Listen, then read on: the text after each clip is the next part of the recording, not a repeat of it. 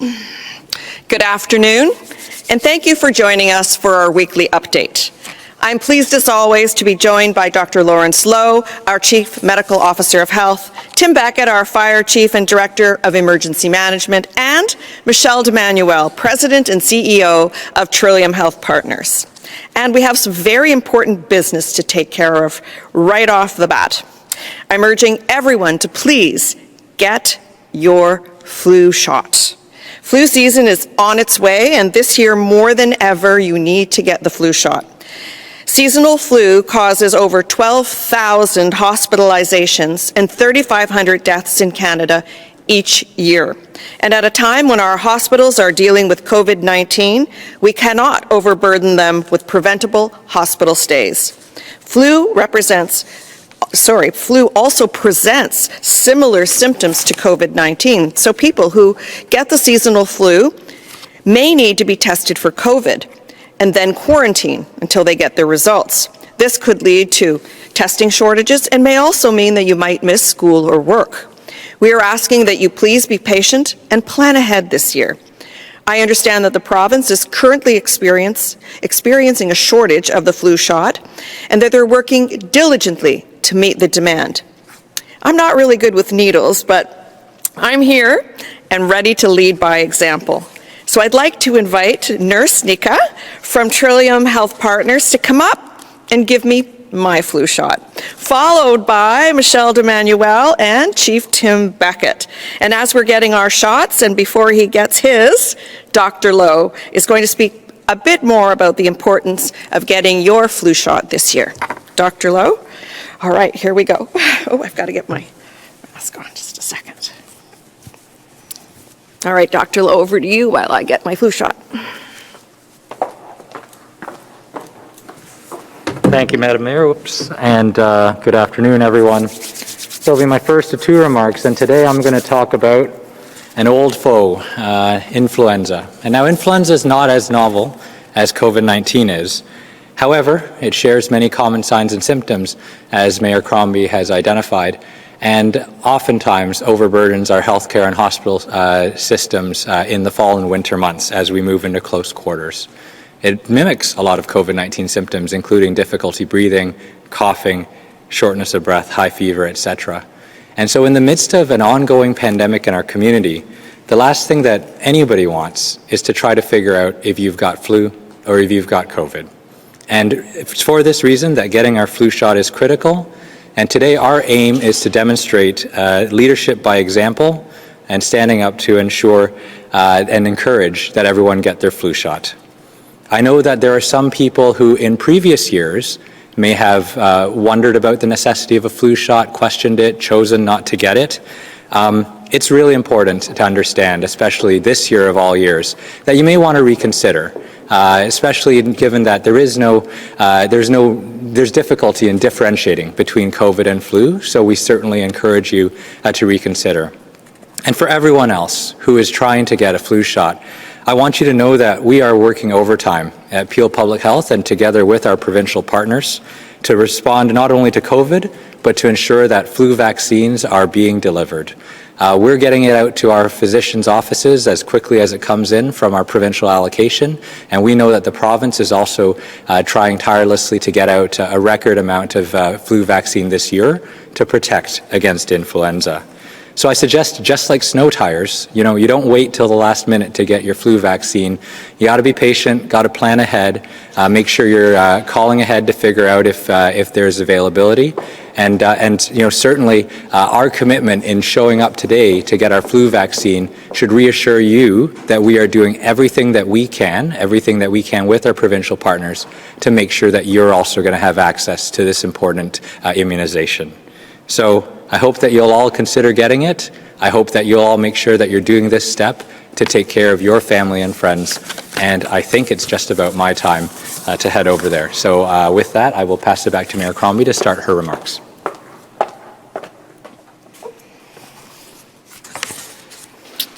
Well, that wasn't so bad. So before I update you on Peel's weekly case numbers, I want to first congratulate Peel Regional Police. Yesterday, Peel Police took a bold step and signaled a strong commitment to ending systemic racism in policing by entering into an MOU with the Ontario Human Rights Commission, the first of its kind in Canada. Congratulations. This agreement will fundamentally change practices, the culture of policing, and positions Peel Police as leaders. I want to thank Chief Nish for his leadership, in particular our frontline officers, along with my fellow Peel Police Services Board members and the OHRC for entering into this historic partnership. Our frontline officers work day in and day out to keep our communities safe. This partnership wouldn't be possible without the openness and commitment to ending systemic racism across the board, including in policing. It will also help rebuild and maintain trust between Peel Police and the communities they serve. I want to thank and recognize the tremendous and unrelenting work done by our city's Black, Indigenous, and racialized communities to raise the issue of systemic racism in all sectors and the need for reform. Through this historic agreement, your voices are being heard. We are listening, and we are taking action. Right now, our case counts in Peel remain high, but consistent, with an average of 143 new COVID-19 cases per day and 50 in Mississauga over the last week. Dr. Lowe's team continues to work as best they can to manage cases, but we really need to bring this down by reducing our contacts. Bringing cases down will help keep this out of our hospitals and vulnerable settings like our long-term care homes. Thankfully, at this time, our hospitals are maintaining capacity in our intensive care and acute care units, and we are prepared if we were to suddenly see a surge in cases. But like I always say, this can change at any moment. It just takes one lapse to push cases out of control and back into the wider community. This week, I'm asking you to think carefully about what you want to do versus what you need to do. I know many of you want to spend time with loved ones, but please ask yourself, is this really necessary right now? That dinner party with that group of friends, or even that visit with mom and dad, limiting your trips and only seeing people when it is absolutely necessary drives down your own risk, but also the risk for people who are most important to you in your life. And at the end of the day, our goal is to avoid a larger and longer lockdown, keep our schools open, and protect our long-term care homes. Part of avoiding longer lockup is ensuring cases from identified hotspots don't spill over into neighboring regions and communities. And that's why last week I asked the Premier to consider extending restrictions to other regions such as York that borders Peel and Toronto. This was the right decision, given that we're seeing steady increases and hearing cases of residents traveling to neighboring cities to visit gyms or go to indoor dining at restaurants, for example. Reducing the spread and keeping everyone across the GTA healthy and safe needs to be our collective top priority. I know that many parents and children were disappointed when the province announced that residents in hotspots, including Peel Region, should consider foregoing door-to-door trick-or-treating this Halloween. I'm truly sorry that you are being asked to celebrate differently this year, but it is the best way to keep our city healthy and safe and reduce the spread of the virus. I know how much kids across Mississauga have been looking forward to Halloween, and I encourage parents to find creative ways to keep festivities exciting and safe for their children. Get spooky by creating a household Halloween scavenger hunt. Decorate your front lawn.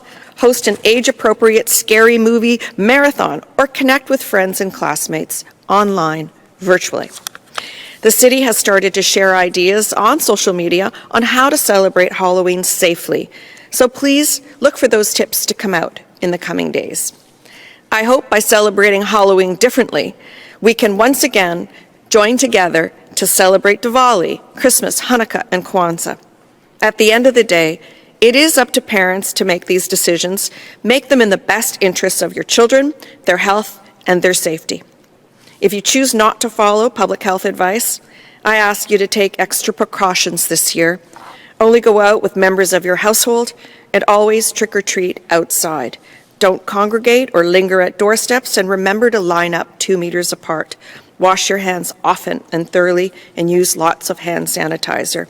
Please do not leave treats in a bucket or bowl for children, and consider using tongs when handing out treats, and it goes without saying that you'll be wearing your face covering. And now I want to shift gears and talk specifically to our business community. Given the current closures, I know many small business owners across Mississauga are very anxious about their futures. You have already sacrificed so much, and now you're being asked to do even more. But I can assure you that we are monitoring our numbers closely, and it is my hope that we'll be able to return to stage 3 shortly. I'll continue to be a strong voice for our business community and will advocate for reopenings if, of course, we're able to do so safely. I'm urging the Prime Minister, Premier, along with Mississauga MPs and MPPs to speak to the heads of the major financial institutions over the issue of small business loans being recalled and insurance being cancelled or dramatically increased. This simply cannot happen, and I'll do everything in my power to ensure that that message continues to be received. There was some very discouraging news this week. There was also some very encouraging news this week. Owners and operators of dance studios were able to reopen with strict safety measures in place. I want to thank the Mississauga dance studio owners and operators who were instrumental in advocating for this change. I'd like to thank the province, and in particular, Minister Lisa MacLeod, for listening to the concerns of the community and finding a safe solution for dance studios to reopen. I'm again encouraging residents to rally behind our local businesses as we celebrate Small Business Month in October, as well as in the weeks and the months to come. Buy and shop Mississauga made. Order in takeout at least once a week. I'm doing it every week on Takeout Tuesdays. Buy a cup of coffee from your local coffee shop every day. These might seem like small gestures, but they can be the difference between a business staying open or having to shut their doors. They need our support now more than ever. For those of us who have been fortunate to keep our jobs during this pandemic, please consider supporting those who are trying to keep theirs. Last week, the province announced additional contact tracing capacity for Toronto and Ottawa, and I urged them to consider the needs of hotspots like Peel Region when allocating additional resources. While Peel Health continues to hire and redeploy, Dr. Lowe has shared that they have requested at least 50 more case managers and contact tracers from the provincial pool to prepare for any surges in the fall season. I'm asking for the province to immediately assist us with this request. This will allow us to help keep case counts down and quickly break the chains of transmission. We need more capacity to ensure that we can stay on top of new cases as they arise. And now, I'll invite Dr. Lowe to come up and provide us with his weekly update. Dr. Lowe? Let's get my mask back on.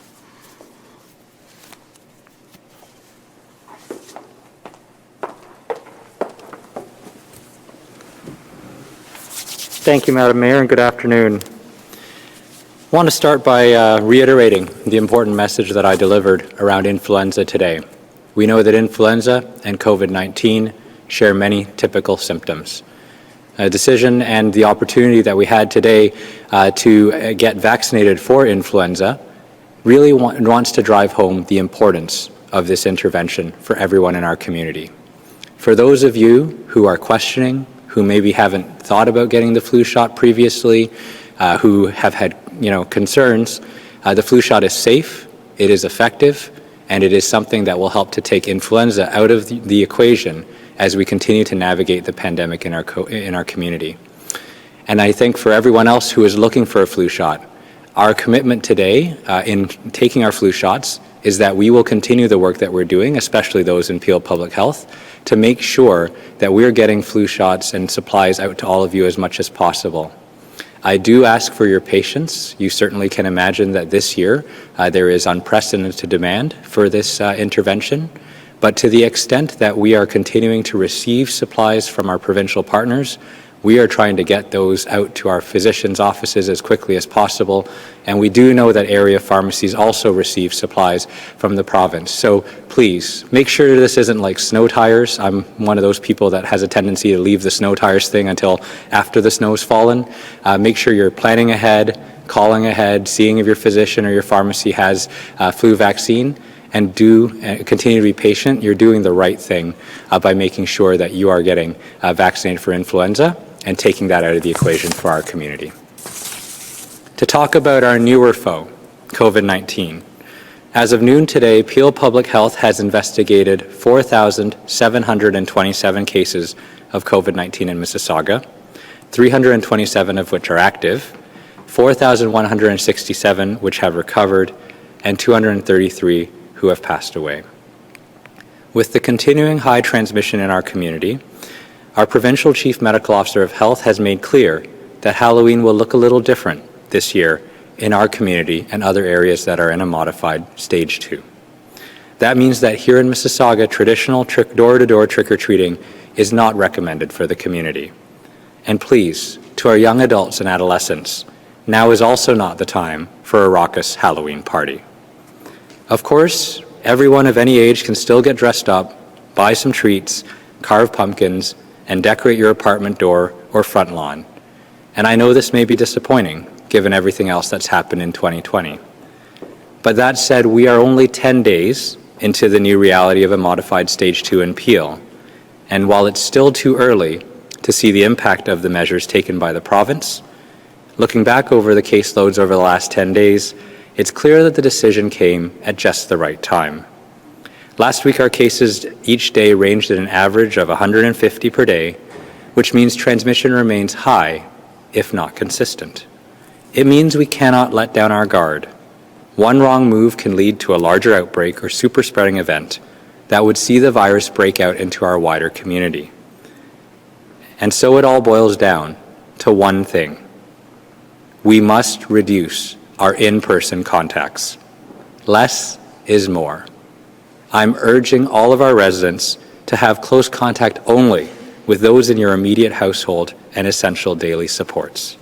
For all other interactions, if you can, postpone, cancel, or meet virtually.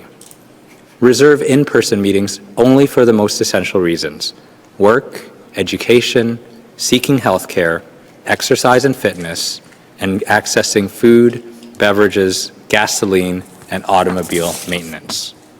And if you do have to meet anyone in person, stick to the core 4 precautions of distancing, masking, hand washing, and staying home if you are sick. And keep numbers low.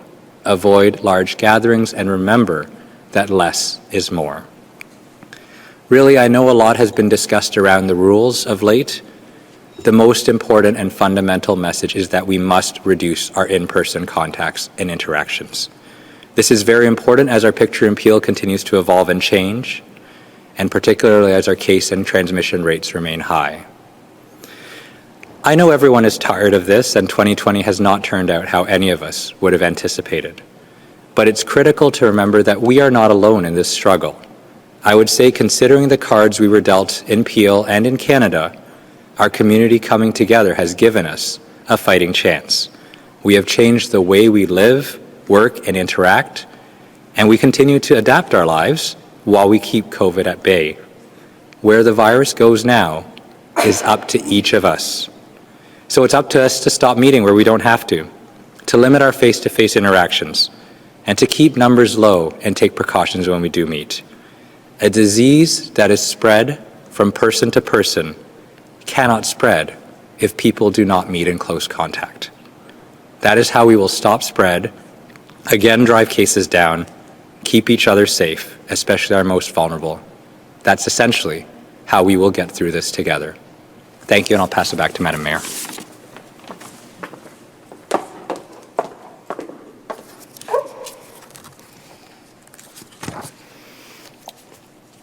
Before I take questions, I want to give a final update on the outcome of the Mayor's annual Thanksgiving food drive. Our goal this year was to raise $250,000 and 170,000 pounds of food by October 18th for the Mississauga Food Bank. And I'm delighted to report that we have exceeded both goals, having raised over $502,000 and 237,500 pounds of food. This is a huge accomplishment, and I thank everyone who donated, especially during this challenging time when many were not in a position to give. Residents from every corner of the city pitched in, as well as businesses, our local councillors, MPPs, MPs, and countless others who stepped in and gave it up big. And while the Mayor's Thanksgiving food drive has now ended, the need for food in our city never stops. If you're able to, please continue giving to the Mississauga Food Bank so that we can fight hunger in Mississauga year-round. Thank you, and now I'm prepared to take questions from the media. Mayor Crombie, your first question comes from Ashley Newport from Mississauga. Ashley, please go ahead. Hi, Mayor Crombie. Hello, Ashley. So I know you just said that if Mississauga's numbers, or I guess perhaps the entire region of Peel's numbers, begin to drop after this over the next few days, that you would talk to the province about potentially letting the city go back into stage 3. I'm wondering if anyone at the province has actually indicated that now that York region is just newly in stage 2, I think they only went in on Monday, if this is going to add on an additional week, because the province's logic has seemed to be at this point, sure that regions that are near each other or touch each other are not in different stages. How concerned are you that even if Mississauga's cases do drop, or if cases drop across the region, that the province will say, no, it's probably 5 weeks now because of York, or potentially even longer? So, Ashley, it's a really good question. In fact, I discussed this with Khaled yesterday on Mississauga Live, and he is very concerned that our phase 2.5, shall we call it, our modified phase 2, be extended, and has been speaking to restaurant owners that are quite concerned as well. I'm very hopeful for the converse of that should our numbers continue to stabilize and we can continue to prove that the evidence suggests, the data suggests that the transmission of COVID has not originated in our restaurants, in our pubs, and in our gyms, that we could be moved back to phase 3 as soon as possible. So I'm very hopeful that will happen. But again, we have to recognize that there is concern for spillover to another region. And I know that the Premier primarily extended the restrictions to York for that region and is also looking at Halton very closely as well. So we'll wait and see. We are monitoring the numbers very closely each and every day. And as I said, we have to look at the source of the transmission as well. And ours continues to be social gatherings, households. It's the backyard parties, the kids meeting at the mall, the barbecues, the coffee meetings, and then bringing it home to your households and it going circular that way, and then ending up in the workplace, which is a little more easy to isolate. So I'm very hopeful, Ashley. Thank you. And my follow-up to that, and I'm not sure if maybe Dr. Lowe will want to weigh in as well. If over the next couple weeks there isn't really any change, if you stay steady, like you said, that the spread in Peel at least is probably not coming from bars and restaurants and gyms, what's the plan after that if you're still seeing this really high transmission in households, in workplaces, in places that are much more difficult to, restrict or close down? Like, what would be Peel's plan if, you find out that this is the driver? Like, what's the solution to a problem like that? So certainly from our end, we continue to do what we're doing to educate our young people in particular that continue to be the source of transmission. We continue to do our enforcement blitz, and I'll pass it over to Dr. Lowe from Peel Health to talk about what happens if the numbers don't stabilize. Thank you, Ashley, for the question. Thanks, Madam Mayor. Thanks, Ashley. It's a really good question. Because as you know, there were certain restrictions that we in Peel had identified through our data that we strongly supported. Certainly, I had been calling for a lower consistent social gathering limit. I know as well we had been speaking around large gatherings, around banquet halls and weddings, and also around large workplaces. Those continue to be drivers in our community, even as we have returned to a modified stage 2 with the additional restrictions that are there. So certainly if our cases continue to remain the same, one thing that we are committed to doing in Peel Public Health is continuing to understand why and how those cases are showing up and identifying where exposures and transmission are happening. So we will continue, of course, to provide that information to the province to revisit whether certain restrictions need to be changed, modified, or additional restrictions need to be brought down on different sectors depending on what we are seeing in our community. All that to say, the most important thing and the best way that we can all help as a community to ensure that we return to lower case counts and possibly a greater degree of freedom is to really take seriously that at this time we need to reduce our in-person contacts. Basically just trying to stick to close contact in our immediate households and amongst our essential supports, and then for everything else, postpone, cancel, move virtually, or if you must meet, try to make sure that you are meeting for essential reasons and sticking to precautions when you do. Thanks very much for the question.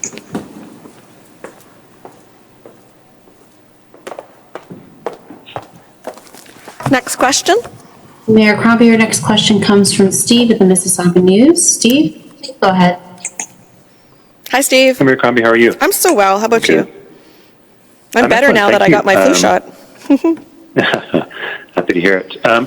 We've learned recently that Mississauga Fire Chief Tim Beckett is going to retire after 6+ years in that position at the city. But I understand from staff that his last day is actually November 6th. So I was just wondering when, on one part, when did you hear about the retirement? And secondly, is the city already searching for a new head of the fire department? So all good questions, and I will ask him to speak in a moment, but let me tell you how wonderful Chief Tim Beckett has been and how much I appreciated the support he's given me. He's been at my side through most of the major events, including the Hickory disaster that occurred, and he's been exemplary as a fire chief, and we're very fortunate to have him over the past 6 years or so. We knew this day was coming, and unfortunately gave his notice for, I believe it was January 1. He can correct me, but he does have some vacation and lieu time stored up, so he was able to leave a little sooner, which we're all very disappointed to hear about. So yes, there will be a recruitment process being put in place, and there will be an interim chief named shortly. And why don't I let him have a few words about his career here in Mississauga. Chief, over to you. Thanks for the question, Steve.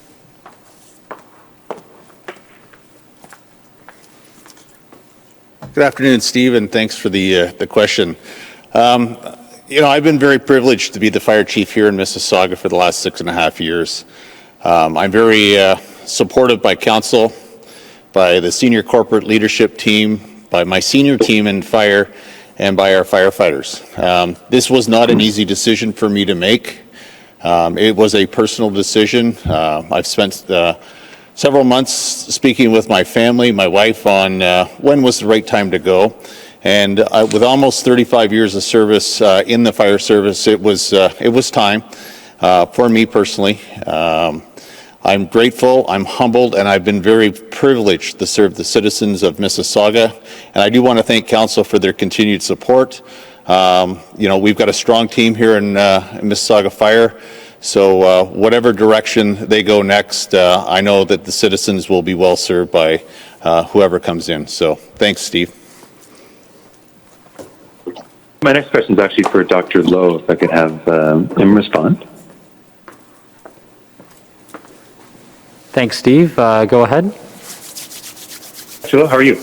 I'm doing very well, thank you, although I just found out Chief Beckett's retiring, so I'm very sad to see him go. I just had the pleasure of meeting and working with him over probably one of the most tumultuous times in the last 100 years. I was going to ask you just to follow up. I know we've chatted about it before, about this voluntary isolation center in Peel. I just had two quick questions for you. One, if you were going to set the location of this place, where would you foresee it going? And two, have you heard any follow-up from the federal government about whether it's been approved? Yeah, absolutely, Steve. I'm happy to share on both those points. So we actually are in discussions with the federal government and finalizing our application. It's gone back and forth a couple times, so we're aiming to get that finalized, and I'm hoping that we're getting close to some sort of agreement that will essentially support our existing program, which supports our shelter and congregate settings pieces. And on the second piece, in terms of where we would locate it, I'm sure you can understand that for the purposes of protecting personal health information and privacy, policy, we would not disclose where that facility would be located, just given that people may pass by, they may see someone they know, et cetera. So it's a matter of personal health information, but it would be located within the region of Peel and funded thusly. Thanks for the question.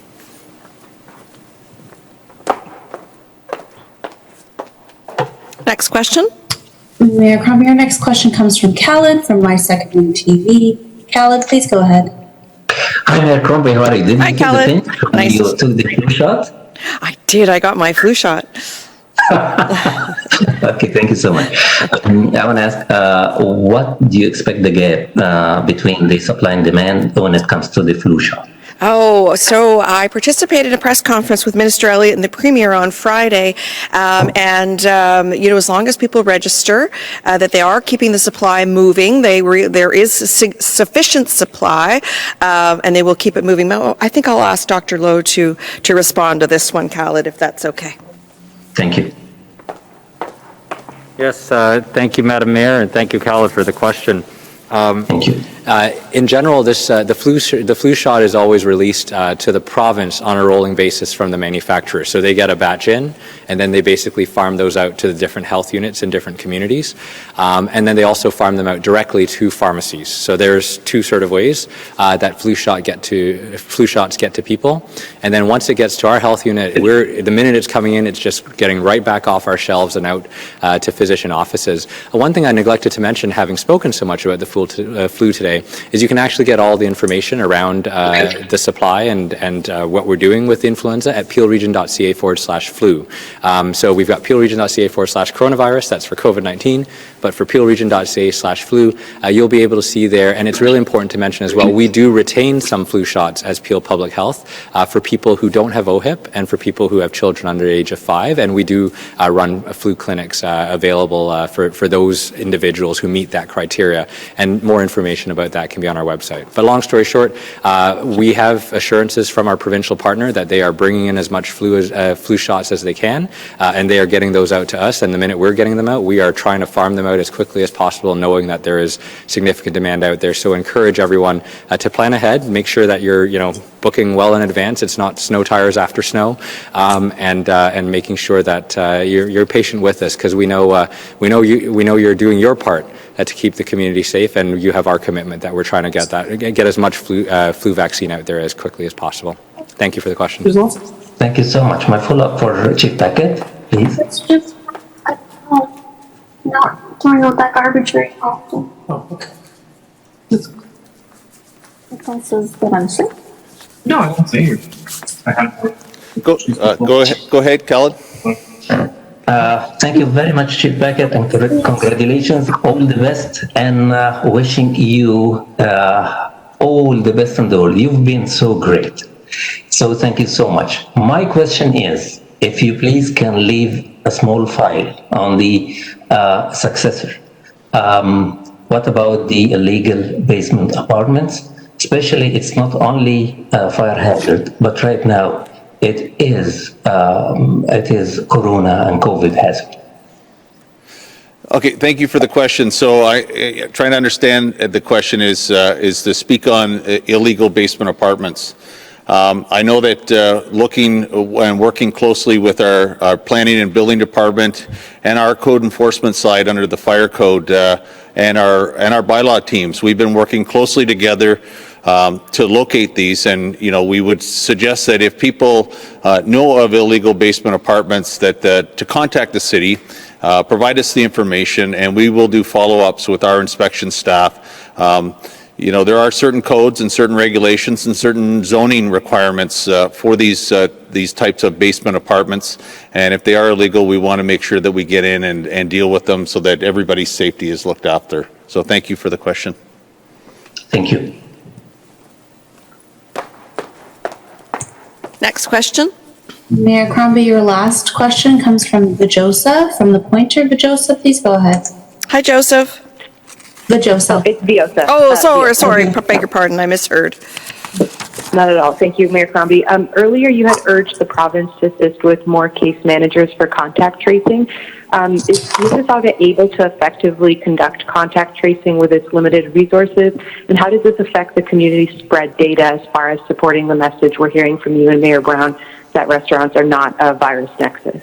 Yeah, that's a great question, and we have asked for additional assistance with respect to more contact tracers and also an isolation center, but I think I'll allow Dr. Lowe to give you the full update. Thank you for the question.